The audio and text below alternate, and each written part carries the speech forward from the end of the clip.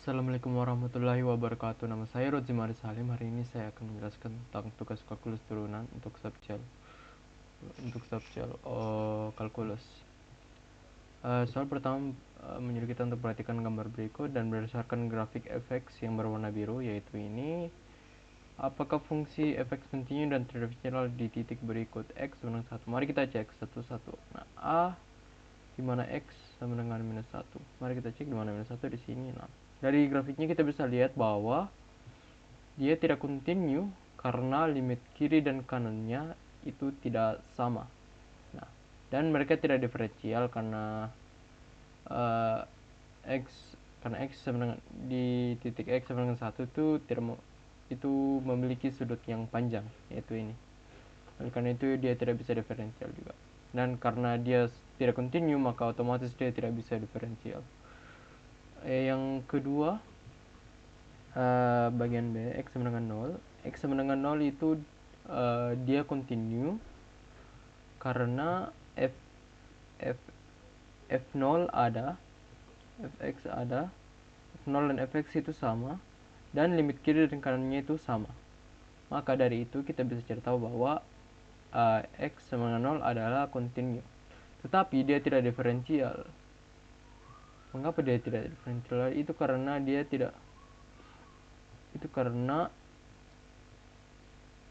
di grafik tersebut itu karena di grafiknya dia memiliki sudut yang panjang. Oleh karena itu dia tidak bisa menjadi diferensial. Nah, di bagian C yaitu X dengan 1,5, kita bisa lihat bahwa dia tidak bisa kontinu karena limit bagian kiri dan kanannya tidak sama. Di sini kita bisa lihat. Dan karena dia tidak kontinu, maka otomatis dia bukan diferensial. Kan kita move on ke D, yaitu X sama dengan 2. Di X sama dengan 2 kita bisa lihat bahwa alasan yang sama juga, limit kiri dan kanannya itu tidak sama. Oleh karena itu dia tidak kontinu, dan karena dia tidak kontinu dia tidak diferensial.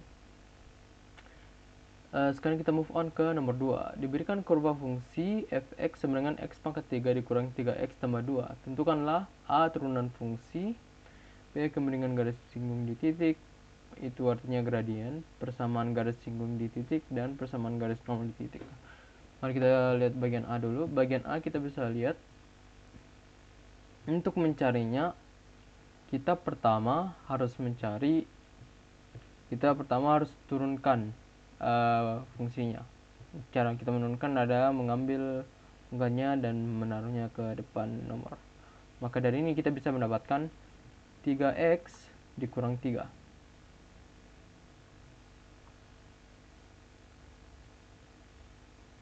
Nah, untuk B, untuk mencari gradien garis singgung di titik, kita harus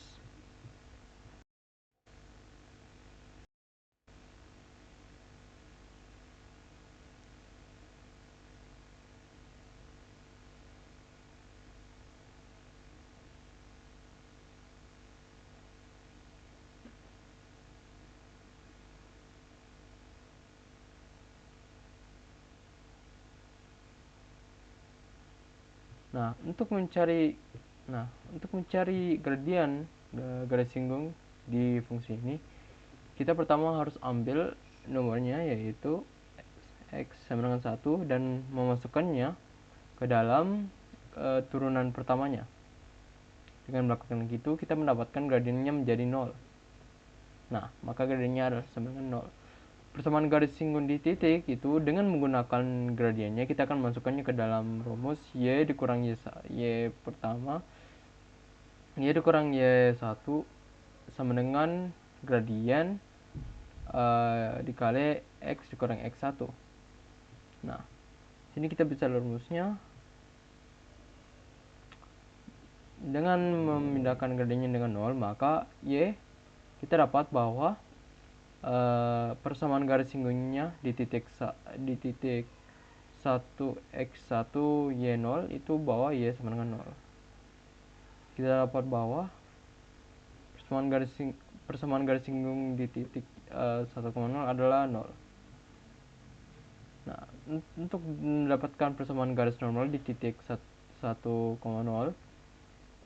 1 dan 0, kita harus memakai rumus yang lain, yaitu Y dikurangi 1 sama dengan minus 1 per M atau per gradien. Nah, karena gradien 0, otomatis itu tidak terdefinisi. Jika persamaan garis normal itu mempunyai gradien yang tidak didefinisikan, maka otomatis dia itu garis vertikal. Maka X otomatis sama dengan 1. Otomatis persamaan garis normal di titik X1 Y0 adalah X sama dengan 1 dan Y sama dengan 0. Nah, mari kita move ke nomor 3. Suatu benda bergerak mengikuti lintasan Fx sama dengan 1/3 X pangkat 3 dikurang 1/2 X pangkat 2 dikurang 2X tambah 1. Jawaban beberapa kondisi berikut. Nah, kapan benda tersebut bergerak naik? Bergerak naik, itu artinya kita harus mencari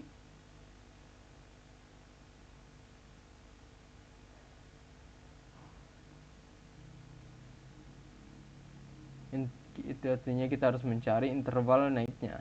Nah, untuk mencari itu, maka pertama-tama kita harus menurunkan fungsinya. Jika kita menurunkan fungsinya, kita akan mendapatkan X pangkat 2 dikurang X dikurang 2. Nah, kita faktorkan fungsi turun tersebut, sudah itu kita cari nolnya. Jadi kita menjadi Fx sama dengan 0. Dengan itu kita mendapatkan titik kritis, yaitu X sama dengan 2 atau X sama dengan minus 1. Nah, di sini kita akan mencoba semua intervalnya, yaitu minus hingga sampai minus 1 dan 2 hingga minus hingga.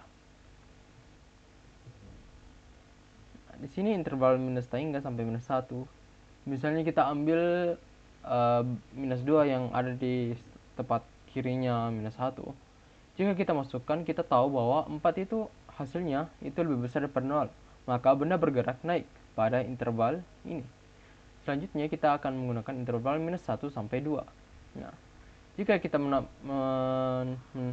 menggunakan nomor 1 yang ada di dalam interval ini, kita akan mendapatkan bahwa hasilnya itu lebih kurang daripada 0. Maka benda akan bergerak turun di interval ini. Nah, jika kita move on, sudah itu memasuki interval 2, sampai hingga, yaitu kita mengambil nomor 3, yaitu ada di bagian kanannya nomor 2.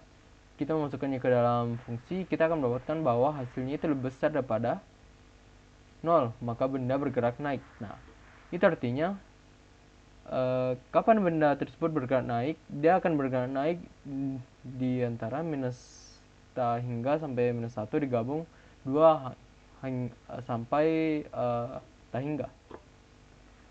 Nah, selanjutnya untuk B, kapan benda tersebut bergerak turun? Nah, dia akan bergerak karena soal yang lalu kita sudah tahu bahwa dia akan bergerak turun di interval minus 1 sampai 2. Kita tinggal kasih saja jawabannya sebagai minus 1 sampai 2. Nah, C, kapan lintasan dari benda tersebut cekung ke atas? Nah, berarti itu kita harus mencari turunan keduanya.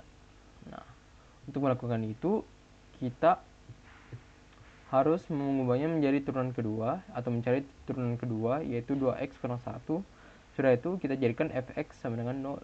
Dengan ini kita mendapatkan bahwa titik potongnya adalah x sama dengan 1/2. Sekarang kita hanya harus kasih masukkan intervalnya ke dalam. Sekarang kita harus cek setiap intervalnya. Kita pertama mulai dari minus hingga 1/2. Kita akan mengambil 0 karena itu ada di bagian tengah-tengah interval ini. Kita masukkan nomornya dan kita akan mendapatkan minus 1, yaitu lebih kurang daripada 0. Artinya dia cekung ke bawah. Nah, jika kita menggunakan interval 1/2 sampai hingga dan kita masukkan 1, yaitu ada dalam interval 1/2 hingga hingga, kita akan mendapatkan bahwa hasilnya itu lebih besar daripada 0. Artinya dia cekung ke atas.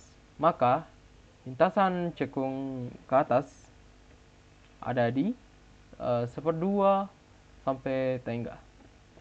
Nah, untuk D, kapan lintasan dari benda tersebut cekung ke bawah? Karena soal yang lalunya kita tahu bahwa dia cenderung ke bawah di minus hingga 1/2. Tentukan titik maksimum dan titik minimum yang dilalui oleh benda tersebut. Poin 6. Nah, untuk mendapatkan itu kita harus mengambil titik kritis dari soal A dan masukkan ke dalam turunan keduanya. Nah, kita masukkan 2 dulu. Setelah kita masukkan 2, kita dapat bahwa 3 itu bahwa hasilnya itu lebih besar daripada 0. Maka X di sini adalah titik minimum. Dan jika kita melakukan untuk minus 1, kita mendapatkan bahwa hasilnya itu lebih kecil daripada 0. Maka X sama dengan minus 1 adalah titik maksimum. Sekarang kita sisa masukkan hasilnya ke dalam fungsi biasa.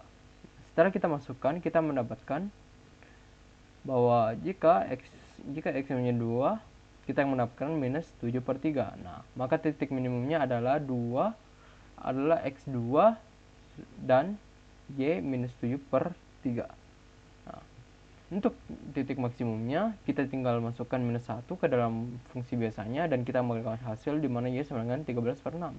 Nah, berarti titik maksimumnya itu adalah X minus 1 dan Y 13/6. Nah, sekarang tentukan pada titik mana benda tersebut berbelok. Nah, untuk mendapatkan itu kita harus mengambil titik potong yang kita dapat dari C, yaitu X sama dengan minus 1/2 dan masukkan ke dalam fungsinya.